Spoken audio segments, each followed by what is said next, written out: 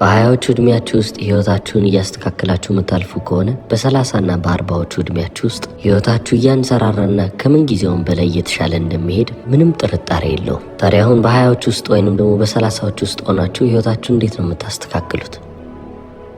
የመጀመሪያ የሚባለውን ምክር ብሰጣችሁ እናንተ የማትፈልጉትን ህይወት የሚኖርን ሰው ተመልክታችሁ ከዛ ሰው ምንም አይነት ምክር ልትቀበሉ አይገባም። ሰውን አትስሙ ስል የምሬን ነው። ህይወቴን ሲሪየስሊ ነው መወስደው ወይንም ደግሞ እንደ ቁም ነገር እመለከተዋለሁ፣ በህይወቴ የሚያሰብኳቸው ትላልቅ ነገሮች አሉ ካላችሁና የምርም ደግሞ ትላልቅ ግቦችን ይዛችሁ የምትንቀሳቀሱ አይነት ሰዎች ከሆናችሁ እነዛን ግቦች ያሳኩትን ሰዎች መፈለግ አለባችሁ። እነዛ ሰዎች ደግሞ ምናልባትም ከዓለማችን ህዝብ 0.01% የሚሆኑት ይሆናሉ፣ አሊያም ደግሞ 1% ውስጥ የተካተቱ ይሆናሉ። ታዲያ እናንተ ምክርን እየተቀበላችሁና እያለፋችሁ ያላችሁት ግን 99 በመቶ ከሚሆነው የዓለም ህዝብ ነው። የራሱን ህይወት እንዴት መኖር እንዳለበት ከማያውቅ ሰው ምክርን ወስዳችሁ እንዴት ነው ህይወታችሁን ቀና ልታረጉት የምችሉት? ህይወታቸውን አባክነዋሉ፣ በዛ እድሜያቸው ላይም ደርሰዋሉ። ስለዚህ እናንተም የምትኖሩት ህይወት በእነሱ ምክር ላይ የተመሰረተ ከሆነ ህይወታችሁ ይባክናል።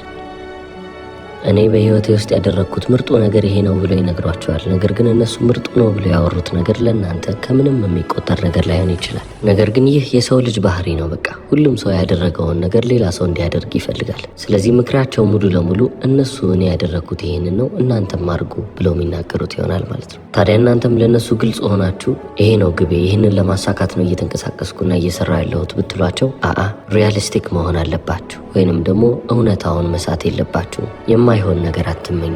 እስቲ መጀመሪያ ከትንሽ ነገር ጀምሩ ይሏቸዋል። ያላችሁን ትንሽዬ የምትባሏን ገንዘብ እዚህ ቦታ ላይ አስቀምጧት። ህይወትን አንዴ ነው የምትኖሯት። ስለዚህ እድሜያችሁን አታባክኑ፣ ሀያዎቻችሁን በደንብ አድርጋችሁ ተዝናኑ እያሉ ይመክሯቸዋል። እነሱ የሚመክሯቸው ምክር ከኖሩት ህይወት የሚመጣ ምክር ነው። ስለዚህ ጥሩ ስራ ፈልጋችሁ ተቀጠሩ። አንዴ ከተቀጠራችሁም በኋላ ከዛ መስሪያ ቤት እንዳትወጡ፣ በዛው እያደጋችሁ ታልፋላችሁ ይላሉ።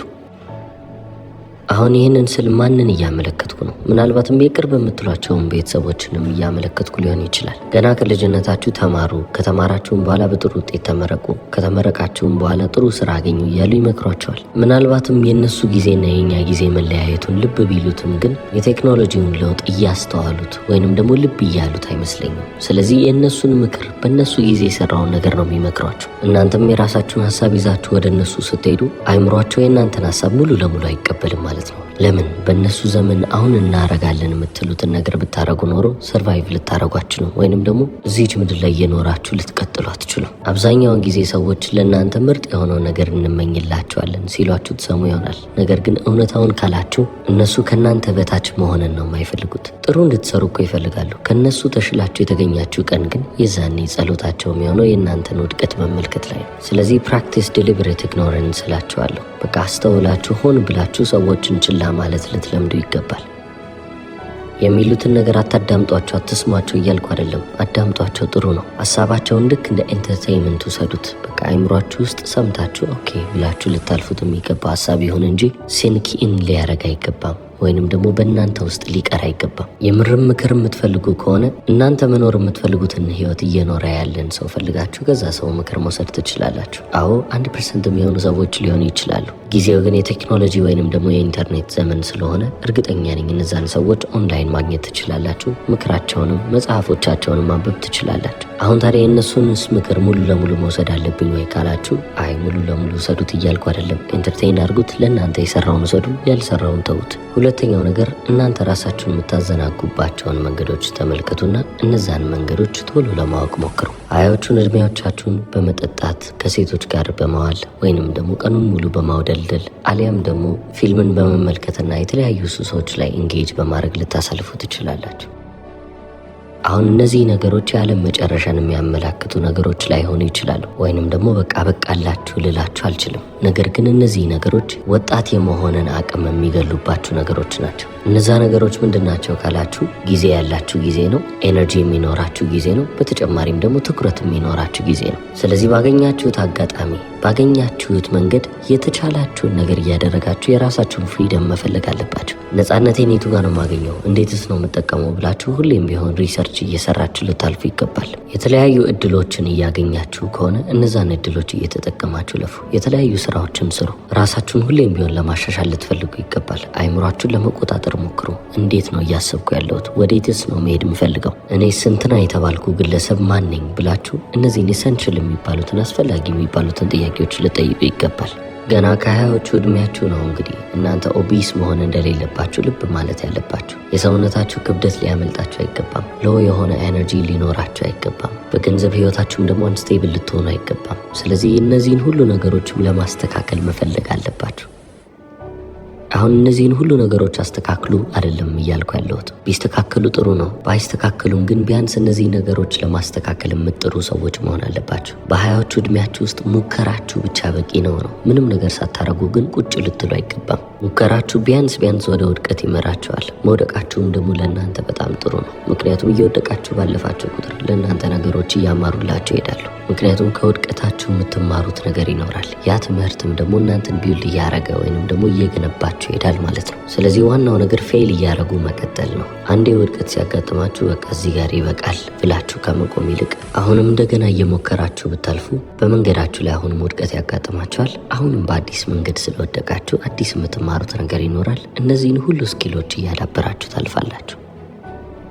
ስለዚህ በ20ዎቹ ዕድሜያችሁ ውስጥ ፓርቲ ማድረግ የለባችሁ፣ መጠጣት የለባችሁ፣ መዝናናት የለባችሁም እያልኩ አይደለም። እነዚህን ሁሉ ነገሮች ዲስትራክቲንግ ተብለው የተያዙትን ነገሮች አድርጉ።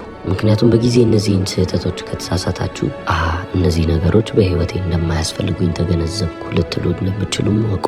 ነገር ግን ዲስትራክሽን እየሆኑባችሁ በዚህ መንገድ እቀጥላለሁ ብላችሁ ከወሰናችሁ እንግዲህ የህይወታችሁን መጥፎ የሚባል ውሳኔ የወሰናችሁ ሰዎች ትሆናላችሁ። ነገር ግን ዲስትራክሽኖቻችሁን በጊዜ የተረዳችሁ ሰዎች ከሆናችሁ ግን በቃ እነዚህ ነገሮች አረጊያቸው ምንም እንዳልጠቀሙኝ ልብ ብያለሁ፣ ስለዚህ ህይወቴን መስመሬንም ላስተካክል ብላችሁ አዲስ የሚባለውን መንገዳችሁን ትከተላላችሁ ማለት ነው። ታዲያ ግን አዲስ መንገድን የምትመርጡት ምን ስታደርጉ ነው? እነዛን መንገዶች እንደ ስህተት ስትቆጥሩ ነው። እነዛ መንገዶች ደግሞ የተሳሳቱ መንገዶች የሚሆኑት መቼ ነው? እናንተ ግብ ይዛችሁ ወደዛ ግብ እየሄዳችሁ እንደሆነ ልብ ስትሉ፣ ግባችሁን አስተካክላችሁ የምትንቀሳቀሱ አይነት ሰዎች ከሆናችሁ ወደዛ ግብ የማይወስዳችሁ ማንኛውም መንገድ ለእናንተ ትክክለኛው መንገድ እንዳልሆነ ልብ ትላላችሁ። ሶስተኛ የሚባለው ምክር ምናልባትም ህይወታችሁን ሊቀይርላችሁ የሚችለው ምክር ነው። በምንም ተአምር የቅጥር ስራ ውስጥ ልትገቡ አይገባም። እኔ በራሴ ምሳሌ ልሰጣችሁ እችላለሁ። ከልጅነቴ ጀምሮ ስራ ተቀጥሮ የመስራት ምንም አይነት ፍላጎት አልነበረኝም። ለምን እንደሆነ አላውቅም፣ ብቻ ያ ፍላጎት እንደሌለኝ ግልጽ ነው። ስለዚህ ልክ ዩኒቨርሲቲ እንደገባው ከዩኒቨርሲቲ ማቋረጬ እንደወጣው ስራ ከመቀጠር ይልቅ ለቤት ውስጥ ለብቻዬ መቀመጥን እመርጥ ነበር። ለምን እንደሆነ አላውቅም። ስራ ቅጥር ለእኔ ምን ጊዜም ቢሆን የማይሆን እንደሆነ ግን ይገባኛል። ምክንያቱም በአለቃ መታዘዝና ጠዋት ገብቶ ማታ መውጣት የሚባለው ህይወት ለእኔ ምንም አይነት ኤክሳይትመንትን አይፈጥርልኝም ነበር። ልክ የ20 ዓመት ወጣት በሆንኩበት ሰዓት ላይ ስራ መያዝ አለብኝ ወይንም የሆነ ነገር መስራት አለብኝ ያልኩ ሰዓት ላይም የሴልስ ስራን ያዝኩት እንጂ የቅጥር ስራ አይደለም። የሆነ የኔትወርክ ማርኬቲንግ ድርጅት ኢትዮጵያ ውስጥ አለ። እዛ ድርጅት ውስጥ ገባው። እነሱ ሽጥ ያሉኝን ኮርስ መሸጥ ጀመርኩ ማለት ነው። ስለዚህ ከዛ ድርጅት የምቀበለው ምንም አይነት ደሞዝ የለም። እነሱ ሽጥ ያሉኝን ኮርስ እኔ ከሸጥኩና ከዛም ደግሞ ገቢ ካስገኘው ኮሚሽን አገኛለሁ which is good። መሸጥ ካልቻልኩ ግን ምንም አይነት ገንዘብ ሳላገኝ ብዙ ጊዜያቶችም ሊያልፉ ይችላሉ ማለት ነው። እዚህ ዓለም ላይ የቅጥር ስራን ከምትፈልጉ እንደዚህ አይነት ስራዎች የተሻሉ ናቸው ብዬ የማስበው ለዚህ ነው። አንደኛ ታይማችሁን እንደፈለጋችሁ ማኔጅ ታደርጋላችሁ። የኮሚሽን ስራ ነው። ስለዚህ ምንም ቢሆን እናንተ እስከሰራችሁ ድረስ ገንዘብ ማግኘት ትችላላችሁ። በተጨማሪም ደግሞ ቢሮ ግባና ውጣ የሚላችሁ ሰው የለም። የቅጥር ስራን ግን ስትመለከቱ ህልማችሁን የምትሸጡበትን ደሞዝ ይሰጧችኋል። ደሞዝን የለመደ ሰው ሆናችሁ ማለት ደግሞ በጣም መጥፎና አሰልቺ የሚባለውን ህይወት ለመኖር የተዘጋጃችሁ ሰዎች ሆናችኋል ማለት ነው። አንዴ ደሞዝ ላይ ተማምናችሁ ህይወታችሁን ከመሰረታችሁ ሁልጊዜም ቢሆን የሰው ባሪያ ሆናችሁ የመቀጠልን ፍላጎት አላችሁ። እስፔሻሊም ደግሞ የማትወዱት ስራ ከሆነ የምትወዱት ስራ ከሆነ ተቀጥራችሁን ብትሰሩ እኮ ችግር የለውም። ነገር ግን ሪያሊቲውን ስንመለከት አብዛኛው ሰው የሚኖረውን ህይወት ስናይ ስንቱ ነው የምርም ተደስቶ እየሰራ ያለው? የምፈልገውን ስራ እየሰራው ነው ብሎ ሊናገር የሚችለውስ ስንት ሰው ነው ብላችሁ ብትጠይቁ በጣም ጥቂቱ ሰው ብቻ ነው ይህንን የምፈልገውን ስራ እየሰራው ነው ብሎ ሊናገር የሚችለው።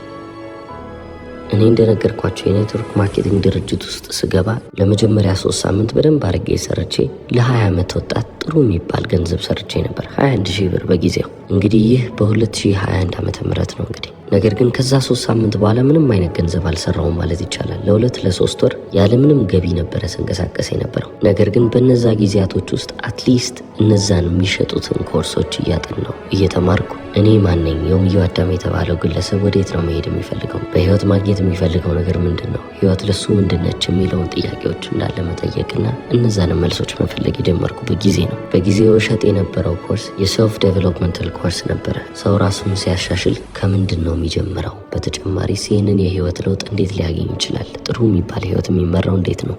እነዚህን ጥያቄዎች የመለስኩባቸው ጊዜያቶች ናቸው። አሁን ከውጭ ለሚያይ ሰው ስራ ፈት ልባል እችል ነበረ፣ ወይንም ደግሞ በቃ ህይወቱን ሲሪየስሊ እየወሰደ ያልሆነ ሰው ልመስል እችላለሁ።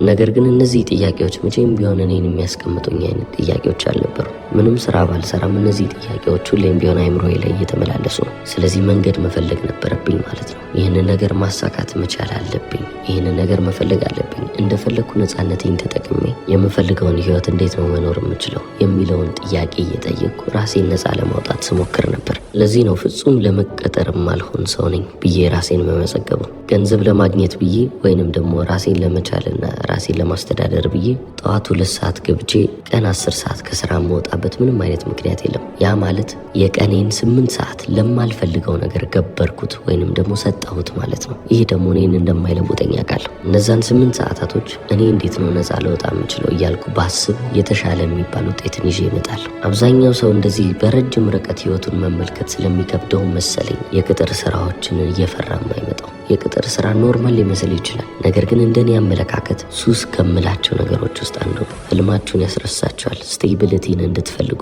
አስተማማኝና ወጥ የሚባልን ነገር ፈልጋችሁ እንድትቀመጡ የሚያደርጋችሁ ነገር ነው። በህይወት ደግሞ ትልቅ የሚባሉ ውጤቶችን ይዛችሁ መምጣት የምትፈልጉ ከሆነ ሪስክን መውሰድ አለባችሁ። ሪስክ ደግሞ አስተማማኝ የሚባል ነገር የለውም። በጣም ኤክሰፕሽናል የሚባል ውጤትም ልታገኙ ትችላላችሁ፣ ሙሉ ለሙሉ ልትከስሩ ትችላላችሁ። ስለዚህ አሁን ዋናው ነገር እናንተ ፎከስ የምታደርጉበትን ነገር ለይታችሁ ማወቅ ነው። አብዛኛውን ጊዜ ልብ የምትሉትና ትኩረታችሁን የምታስቀምጡበት ነገር አስፈላጊና እናንተ የምትፈልጉት ነገር ላይ ከሆነ እንግዲህ እናንተ የምትፈልጉትንም ውጤት ይዛችሁ ትወጣላችሁ። ነገር ግን የማይረባ ነገር ላይ ትኩረታችሁን አድርጋችሁ ቀኑን ሙሉ እዚህና እዛ እያላችሁ የምትሉ ከሆነና አይምሯችሁን ተቆጣጠራችሁ ሊድ ማድረግ የማትችሉ ከሆነ እናንተም የባከነ ህይወት ይጠብቃችኋል ማለት ነው። የ20ዎቹ እድሜያችሁ በጣም ትሪኪ ሊሆን ይችላል፣ ወይንም ደግሞ የሚያታልላችሁ ሊሆን ይችላል ብዬ የማስበው ለዚህ ነው። 30ዎቹና 40ዎቹ ውስጥ ከገባችሁ ብዙ ኃላፊነቶች አሉ። ትዳር አለ፣ ልጅ አለ። ስለዚህ እንዳሰባችሁት አይነት ሪስክ ልትወስዱ አትችሉም። ለዚህ ነው ገና በ20ዎቹ ምንም አይነት ሬስፖንሲቢሊቲ በሌላችሁ ጊዜ ላይ ሪስክን መውሰድ አለባችሁ፣ ያቺን አደጋ መጋፈጥ አለባችሁ ምለው። እኔ ያንን የኔትወርክ ማርኬቲንግ ስራ ከተውኩ በኋላ ለጥቂት ጊዜያቶች ቤት ውስጥ ቁጭ ብዬ ነበር። እዛ ድርጅት ውስጥ ከመስራት ወጣው። አሁንም ነፃ የሚያደርገኝን ነገር መፈለግ አለብኝ አልኩ። ምንም ጠቃሚ የሚባል ነገር አልሰራም። ጠዋት እነሳለሁ። ስለዚህ ጥያቄ ብቻ አስባለሁ። ምንድን ነው ማድረግ የምፈልገው? ወዴትስ ነው መሄደው? ጎል ብዬ ያስኩትስ ነገር ምንድን ነው? እነዚህን ሁሉ ነገሮች አስብና አጀንዳዬ ላይ እየጻፍኩ አልፋለሁ። እኔ በዛን ጊዜ አጀንዳዬ ላይ ቁጭ ብዬ የ21 ዓመት ልጅ ነኝ። እንግዲህ በዚህ ዕድሜ ምን ያህል ገንዘብ ፈልጋለሁ? ምን ያህል ገንዘብ ባገኝ ነው ስለ ገንዘብ ላላስብና ዘና ልል የምችለው እላለሁ። ያው የልጅነት አይምሮ ነው። 40 ሺህ ብር በቂ ነው ብዬ ወሰንኩ። ከዩኒቨርሲቲ አቋርጬ የወጣው ሰው ነኝ። ዲግሪ የለኝም። ስለዚህ እንደማልቀጠርም አውቀዋለሁ። ስለዚህ በሌላ መንገድ ያንን ገንዘብ ማምጣት አለብኝ። በጊዜው 40 ሺህ ትልቅ የሚባል ገንዘብ ነው እንግዲህ። ስለዚህ ያንን ልብ እያልኩ በቃ እንዴትም ላመጣው አልችልም፣ ግን ደግሞ የምፈልገው 40 ነው። ጆርናል ሳረግ የምጽፈው ደብዳቤ ለአምላኬ ስለሆነ ምናልባትም ካልቻልክ ቢያንስ በወር 30 አታሳጣኝ ብዬ ጽፋለሁ። ታትሰት ስለዚህ ቀኑን ሙሉ ውሎዬ ማለት ይቻላል እቺ ፍሪደም የምትባለዋ ነገር ላይ ነበረች። ከዛ ነው እንግዲህ 2022 ኖቬምበር ወር ላይ አጋጣሚ በሚመስል ሁኔታ ዩቲዩብ የተባለውን ነገር ልስራ ብዬ የጀመርኩት። ኢንትረስቴ ምንድነው አልኩ። ሰልፍ ኢምፕሩቭመንት እና ሞቲቬሽናል ኮንተንቶችን በጣም ብዙ ጊዜ ኮንሱም ማድረግ ነበረ። ስለዚህ ደስ የሚያሰኘኝ የምወደውን ኮንተንት ስለሆነ ይህንን ልስራ ብዬ ጀመርኩ። የዛኔ ከዩቲዩብ ምን ያህል እንደሚገኝ ምንም የማውቀው ነገር የለም። ምን ኤክስፔክት ማድረግ እንዳለብኝ አላውቅም። ዝም ብዬ ጀመርኩት። ይህንን መንገድ ከጀመርኩ 2 ወራት በኋላ ከኖቬምበር 2022 ወደ ጃንዋሪ 7 2023 ዓ.ም ስሸጋገር በዛች 2 ወር ውስጥ ይህ የምትመለከቱት ቻናል ሞኔታይዜሽን ደረሰ ማለት ነው። የመጀመሪያ ክፍያዬንም ከዩቲዩብ የተቀበልኩት ማርች 23 2023 ዓ.ም ላይ ነበረ።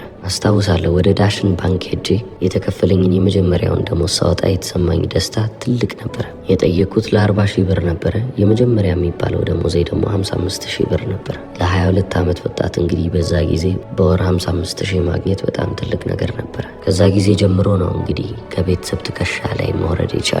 ነገሮችን ራሴ በፈለግኳቸው መንገዶች ጊዜን እኔ በፈለግኩት መንገድ እየተጠቀምኩ የምፈልገውንም ያህል ገንዘብ እየሰራሁ ያለፍኩት ማለት ነው። ስለዚህ አሁን እኔ ስለ ራሴ ህይወት የመናገር ፍላጎት ኖሮኝ አይደለም። ነገር ግን ህይወትን ኢንቴንሽናሊ ለመኖር ከሞከራችሁ፣ አስባችሁ አቅዳችሁ የምፈልገው ነገር ይሄ ነው፣ ከዚህ ነገር ውጭ ምንም ነገር አልፈልግም ካላችሁ ያቺን ነገር ማግኘታችሁ አይቀርም። የዛሬ 4 እና 5 ዓመት በፊት ቆማችሁ ዩቲዩበር ትሆናለህ፣ ዩቲዩብ ላይ ኮንተንት ክሬት ታደርጋለህ ብላችሁ ብትነግሩኝ ስቄ የማልፍባችሁ አይነት ሰው ነበርኩ። ለዚህ ነው አጋጣሚ በሚመስል ሁኔታ ራሴን እዚህ ጋር አገኘሁት ያልኳችሁ። ምንም ነገር አጋጣሚ አይደለም። ሁሉም ሰው የጸሎቱን የዘራውን ነገር እያጨደ እንጂ። ስለዚህ እናንተም የራሳችሁን ህይወት ላይ የምትፈልጉትን ነገር ዝሩ። ተስፋ ባይታያችሁም እንኳን አይናችሁን ጨፍናችሁ ለመራመድ ሞክሩ። በእምነት እስከተራመዳችሁ ድረስና ተስፋ ቆርጣችሁ አይ በቃ ይሄ ነገር አያዋጣኝም የማይሆን ነገር ከመሞክር አርፌ ያገኘሁትን ስራ እየሰራው በቀጥል ይሻላል እስካላላችሁ ድረስ የምትፈልጉትን ውጤት ማግኘታችሁ አይቀርም። ይህ ቪዲዮ እንደጠቀማችሁ ተስፋ አረጋለሁ። እስከ መጨረሻው ስለተከታተላችሁ አመሰግናለሁ። ቻው።